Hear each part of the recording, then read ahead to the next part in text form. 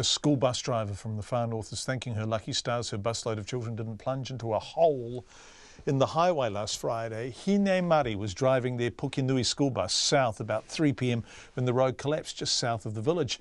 Police are escorting drivers via a forestry track while workers repair the road, a crucial main route to the far north.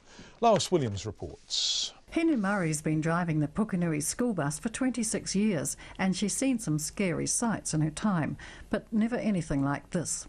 A 20-metre wide gap in State Highway 1, 40 k's north of Kaitaia, a hole metres deep and a river running through it.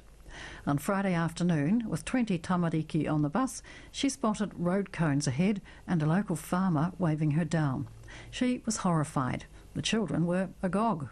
They were standing up and trying to get, a view of the hole from the bus because we're quite high up. It was frightening to look at it. And the kids, it was really exciting for the kids, because they've never seen that. It's an experience for them, really. For the little kids, that's something they won't forget, really. You probably won't forget it either, would you? No, I won't.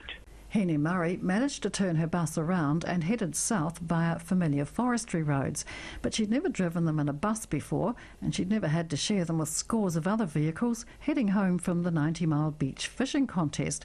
She says that was almost as nerve-wracking as coming upon a giant hole in the road. But she took it slowly and got all the children home safely.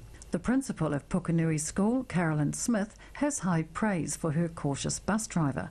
She says it doesn't bear thinking about what could have happened if the timing had been different. Because it happened right at 3 o'clock. Our school bus had just left school, and how somebody didn't fall down that hole, I don't know. At 3 o'clock in the afternoon, it's one of the busiest times on the road. Caroline Smith says her school's down to 40 pupils today, with the other 50 stranded on the other side of the washout. The parents are saying, I'll drive them up the beach, but it's not worth it for one day. What if something happened, What if they fell in a hole on the beach? Or it's too risky, I think, although a lot of these families drive on the beach all the time, but I don't want it to be on my watch. I'd rather they had a day off. Ms Smith says her pupils have been down to inspect the washout and they're now doing projects about erosion. Farmer Robert Bradley, who waved the school bus down, says the site was cordoned off by roading contractors at least half an hour before the culvert blew. But we'd been ringing people earlier on in the day saying, oh, this is getting bad, something should be done. All a bit too slow, but it did happen really fast.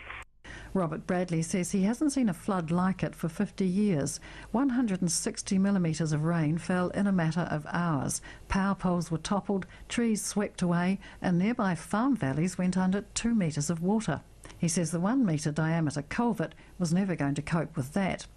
The transport agency's now replacing the culvert with pipes twice as wide and shoring them up with huge boulders. It says it should have at least one lane open again on the road to Cape Reinga by midweek, and convoys through the forestry roads with police escorts will continue morning and evening until then. For Checkpoint, Lois Williams.